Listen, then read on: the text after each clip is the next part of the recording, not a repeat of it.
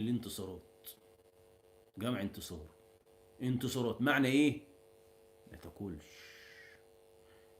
الفراخ حرام، الجبنه حرام، الزيت حرام، حرو حلو وزيتون. في قائمه ممنوعات. البقوليات بانواعها: فول، قمح، ذره، رز، حمص، لوبيا، فاصوليا. الورقيات بانواعها: ملوخيه، سبانخ، نعناع، اي حاجه، جرجير، فجل، اي بقدونس، شبت، اي خضره ممنوع، امنع. ده نظام الانتصاريات. الانتصاريات. الالبان بكل انواعها: زبادي، لبن، جبن، اي منتجات البان ما تاكل. الفواكه بكل اشكالها ما تاكلهاش، ما تاكلهاش. الفول طبعا ممنوع، ده اكتر، ده قولون.